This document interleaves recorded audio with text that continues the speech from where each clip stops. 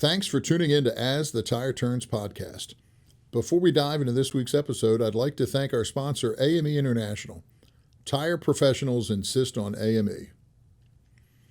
I'd also like to recognize the AACF. For over 65 years, the Automotive Aftermarket Charitable Foundation has stood by those in the automotive aftermarket industry and their families during life's toughest challenges. Since 1959, with the incredible support of industry partners, AACF has provided vital assistance to individuals and families facing financial hardship due to unforeseen circumstances, such as floods, earthquakes, storms, fires, catastrophic medical conditions, life-changing accidents, devastating fatalities, and more. AACF offers a straightforward application process and a quick turnaround time for those needing support during critical moments. Visit www.aftermarketcharity.org to access the application and learn more about how AACF can assist during times of need. Together, we can make a difference in the lives of our automotive aftermarket family. Support AACF today.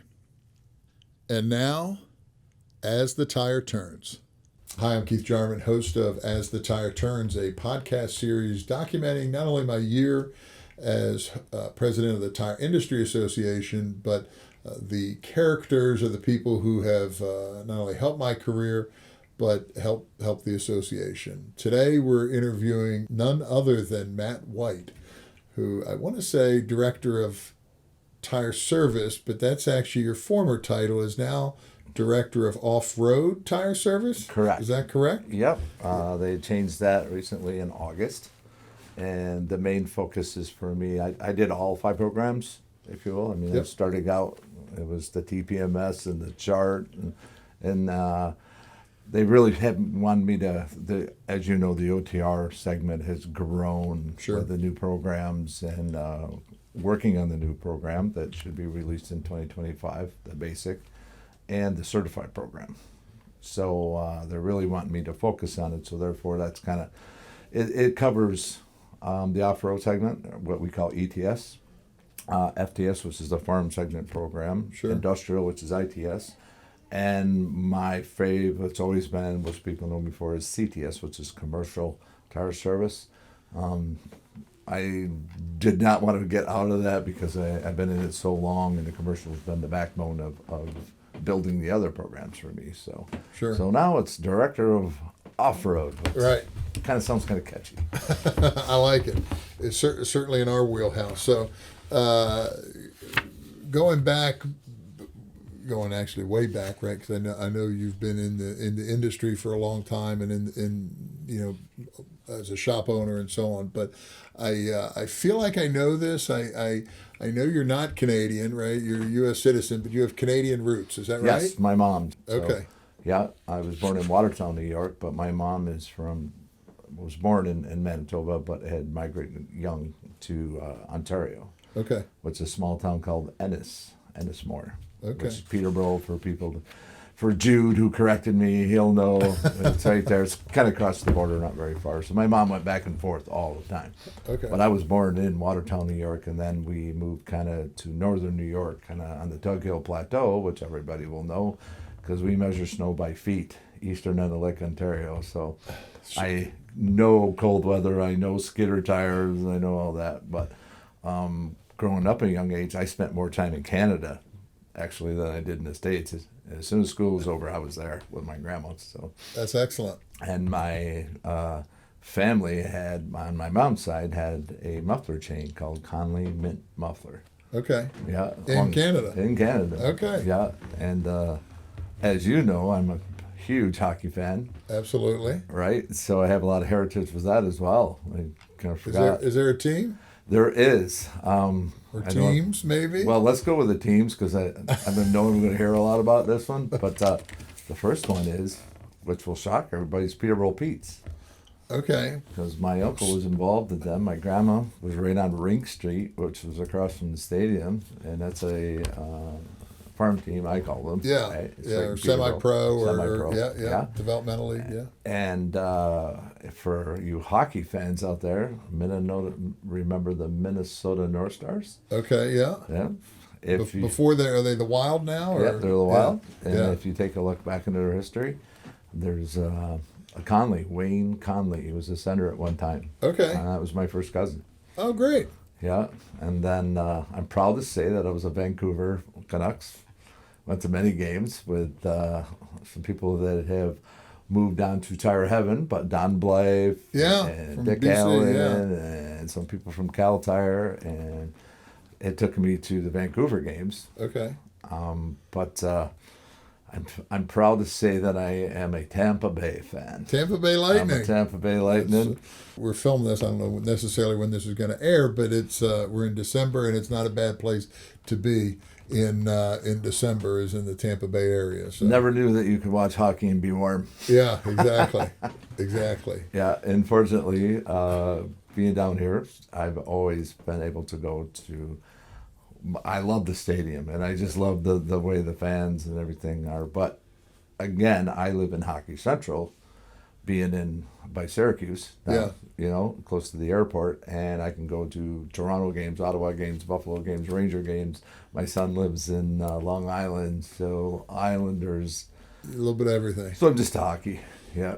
I'm not from a hockey family, but my middle daughter has become smitten with hockey, borderline obsessed with hockey. And so I now know the Hockey Hall of Fame is in Toronto, I think, if I'm wrong, sorry. But I know where you're from. You've got a couple of Hall of Fames. I do. I actually say Syracuse because, It's easy. Well, and the first thing I do is people say he's from New York, and I go, upstate New York. Yeah.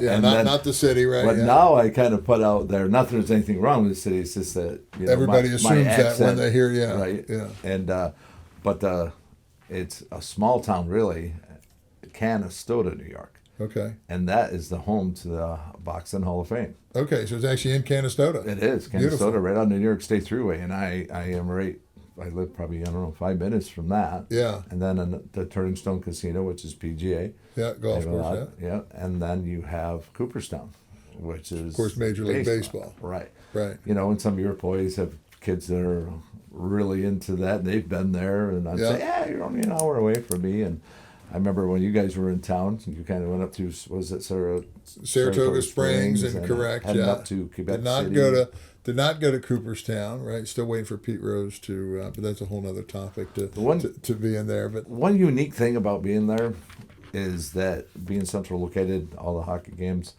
I'm also a charter captain, New York State licensed guide for duck hunting. I've guided in other states, other countries. You're getting to my later content on here. So we'll just kind of throw that out there a little bit, because two ways. I remember a couple of things is people say, how are we ever going to get on Matt's calendar? And they would always say, pick a salmon season, pick a duck season, pick a deer season. That's funny. No matter where he is. That's funny. Well, so we're going to get in a little bit of that. But before we do that, I know I introduced you as Matt, right? I guess technically on your birth certificate, I'm sure it's Matthew. Matthew. But I've got down here, some of these we may have created, but Matty Ice, Matty Blanco, Matthias Blanco, White Lightning. Is there a preferred nickname? Have I got them all, or is there any I missed? Well, there's probably some, but we won't put them on air. Okay, but the Matty Blanco would be the one that Louis Scanoche, Shane, as Louis and I traveled Colombia, Louis being from Colombia to the ports and interior, and that they didn't really know my name. They'd speak any English. Yeah. I remember one time when Louis was talking to somebody, and I seen a frown, like, Louis is always very talkative. He goes, I don't know what they're talking about. Yeah. Because it was a dialect or something like Yeah. that. And then came up with Matty Blanco. And so that's what he told people in Spanish. And then it was kind of really put out there by Chris Brothen. From formerly of Cal Tire, right? Correct. Now working with AME. I believe ran operations down there, and currently works with you guys as well. Yeah.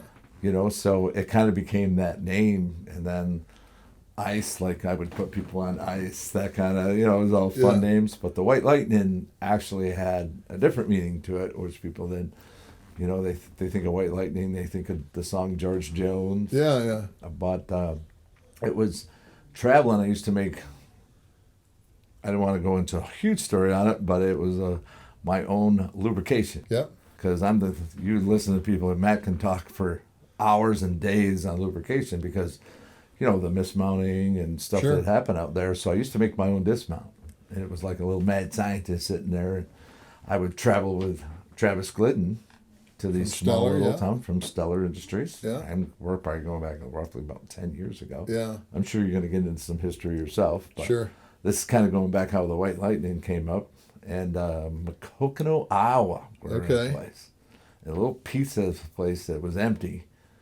And at the tire store, I think they owned it or they borrowed it. And we had a little table set out, and I was doing the original farm tire service program.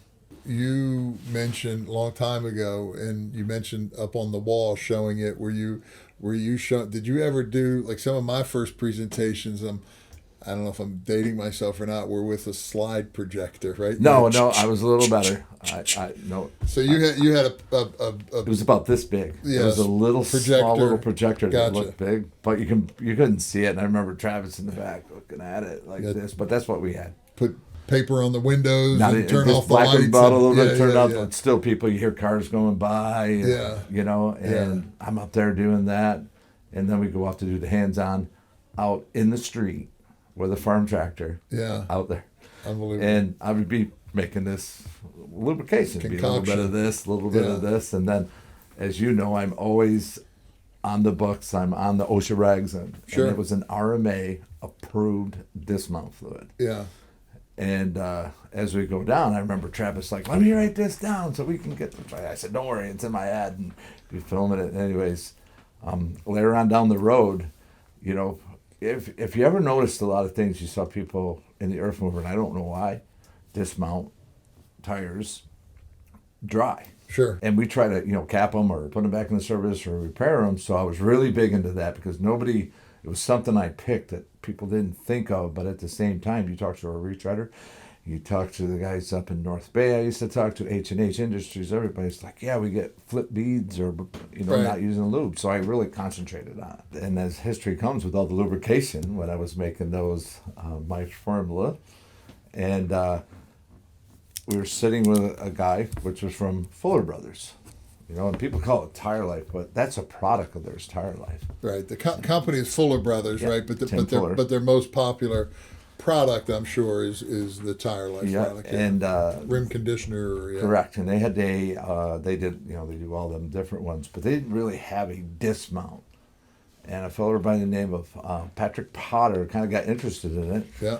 And having one night over to the Glidden Ranch, Yeah. as I call it, and Travis making his steak, having a few of our favorite drink, and we got talking about, I want lubrication. I want to make this. Yeah. So we made it. It took a year. I was like, poor Patty had come, and I said, no, we're not there yet. Finally, he saw a smile one day, and I just remember the whole time, him spraying it all over tires as we traveled and everything. And then went through all the legal that they had to do. Yeah. And the thing was, as you know, I'm very strong when it comes to the Wounded Warrior program and stuff, which I'm sure we're going to talk about. And one of the things is no matter what happens, I want whatever you guys do. I'm not doing this for any other reason than if you put something, put it towards that. But I'm big into the technician Sure. stuff. And so then we had a class, and I remember this one because it was Wes Spanauer, which worked for Snyder Solutions. Yeah. Snyder Fleet. Okay. Yeah. Yeah, we were doing we were doing a class, and Melissa Walker from Fuller Brothers wanted a name. I'm like, I don't know. That's up to you guys. I said, let's do a contest. So we did a contest, and he picked it, and it was it was a no-brainer, White Lightning, Yeah. right? And hence I didn't do that. It just makes sense. And then one more part to that is that with one of your marketer people, we had made an animated face of mine on the inflation bag. I remember that. Yeah. Yeah. So you guys danced it up and put it into a sticker called Safety Starts With You, because I started a program, Safety Starts With You. I ran all over Canada, Africa with this. And we kind of used that logo. We did that, came up with the White Lightning.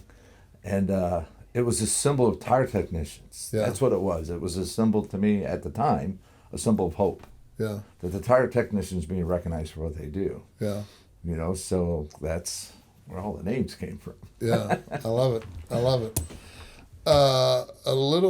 Actually, we're talking about tire technicians. I know last year everything has a way of blending together. Was it 2 years ago? OTR conference. Maybe last year. Normally you are out and about and so on, but you were specifically requested to sit in one of the sessions. I was a little nervous. I thought I was in trouble. Kevin says, you got to be in this general session, which I never go, as you know, all the Right. years you've been there. Yeah. And it was on the Thursday. You're on the move, yeah. Because I had the shooting event. Yeah. Clay Pigeons, Yep. which is near and dear to my, and we have golfing, we have everything. So Kevin says, you have to be there at 7:30. I go, no. He said, I didn't ask, basically. Yeah. And I was sitting at Chair Mason Hess, president at the time, right?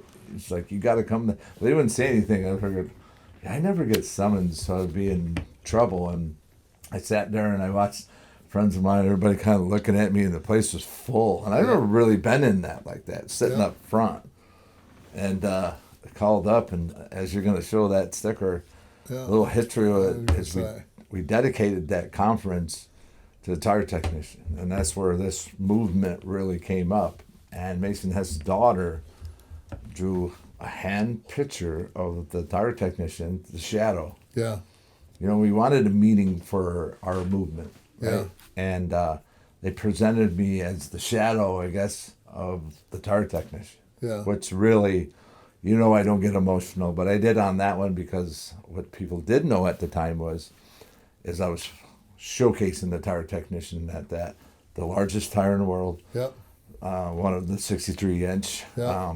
the wheel that it fits on, the truck that does it, a inflator device that is now going to be released, change, how much tire life, the gallons that it takes to fill Yeah. one of them, and the guy that does it. Yeah. Most importantly, the guy that does it. And it really took, as you know, that was an emotional, because at the end of we did a live session, which Correct. I don't really remember anybody ever doing. Yeah. It was a WA 900 at the Camacho Proving Grounds, Yep. which is hard enough you can get to visit. Correct. But being that I had some really good friends there, and we showed our RIST Yep. acronym on live TV, and at the end I detonated a helmet that was the American flag to one of our lost brothers, which is a personal friend of mine and yours, Yeah. Earl Buckingham. Yeah.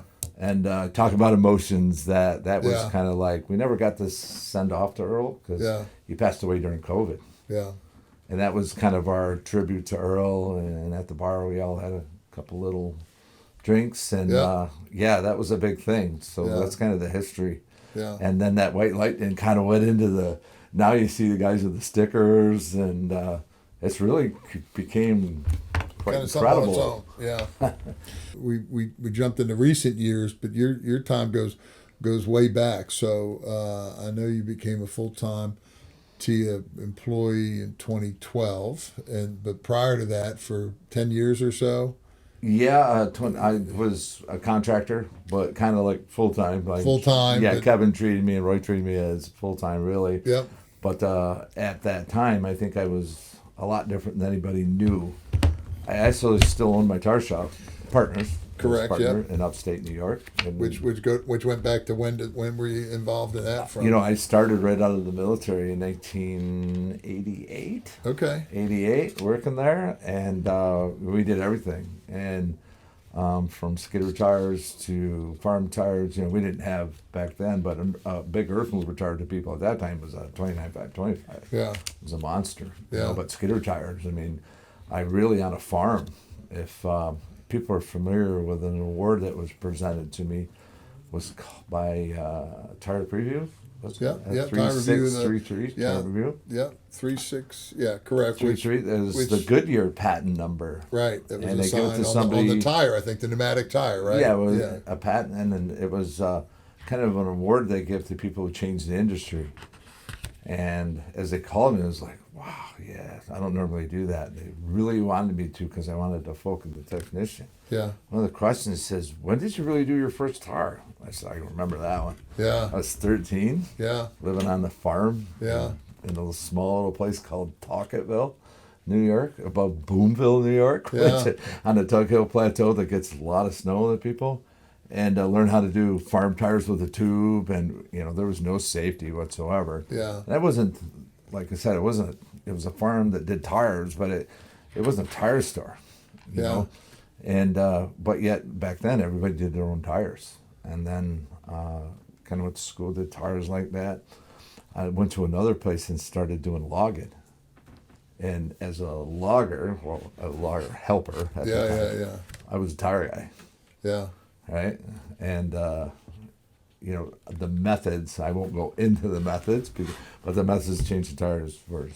But that's all we had. I was going to say, I use the example that tire tech sometimes has to be like the old TV show MacGyver, right? Where, when you're out, especially logging or skidder, when you're out in remote locations and so on, You got to get the job done. And I was way ahead of my time too. I was, looked older than I was, and kind of like, Me too. kind of one of those deals. But at the same time, I was a trapper. I was a hunter. I was on the back of a boat fishing. Yeah. My mom said I could catch a fish in a mud puddle. That was the life for us where we lived. It was very remote, kind of, Yeah. And I went in the Army. When I come back, I had numerous things. I wanted to be this. I wanted to be that. But at the end of the day, the tire stuff sucked me into Oneida, New York. Yeah. Hannaford Tire and Service Center. Yeah. Yeah, and I knew the family and just kind of, changed that operation, and then eventually partnered with somebody to purchase it. And, Nice. Did it all, though. It was all. It wasn't, people think that you do just earth mover or you do this, Or you retail, do this. And I think the thing that came out of that is the title Director of Tire Service, and I'm jumping up to that because Kevin kind of made that because I did them all. Yeah. Like he always said, well, yeah, Matt can do automotive, or I could go to a place and do an automotive class, do a commercial class, talk talk DPMS, talk every rule. As you know, I'm a walking rule book. Yeah. And it all started there, but was perfected through one of my first classes. I remember me going to Michelin. Yeah. Michelin at 505 Michelin Drive. Yeah. Greenville. And that became a big part of my life.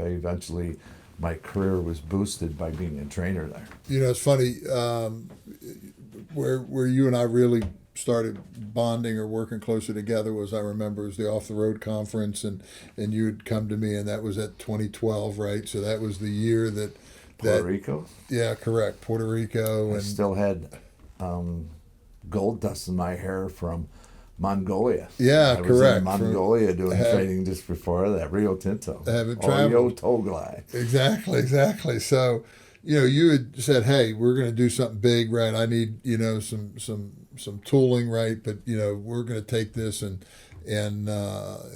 go right on the road, right? Take the training to the people." I was doing it, but it was like the road show by myself because Yeah. It's one thing to carry a TPMS tool or that, which I did throughout Canada. I did tour across Canada. Yep. I remember going back to that. Where I never had stage fright. I've always been my own professional speaker, I guess. Yeah. And I had to speak at the Western Canada Tire Dealers Association. Don Blythe.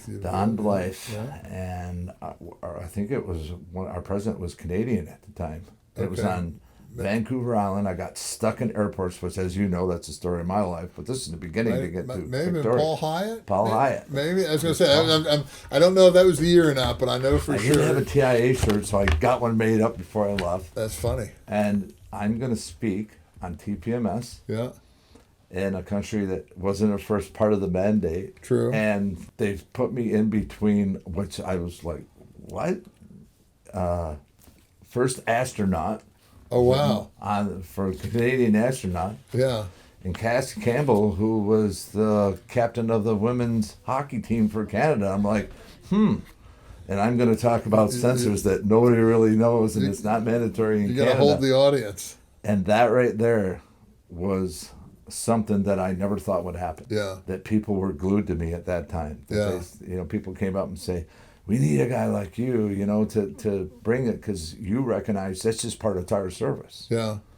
And so we did a thing across TPMS across Canada, 16 days. 16 days came out. I did from Kamloops to Manitoba, all the provinces, all the way, and ended up in Toronto for the first Automechanica. Speaking about TPMS and what I did across Canada with Schrader and everybody, and it became just a huge, and what came out of that was the TPMS chart. Remember that? Absolutely. Yeah, so we're going back some really good history, and with that award, I put that in there because I wanted to know when they interviewed me that I wasn't talking about all this. Yeah. I talked about the tire technician. Thanks for listening to As the Tire Turns. Tune in next week when we continue the conversation with guest Matt White from the Tire Industry Association.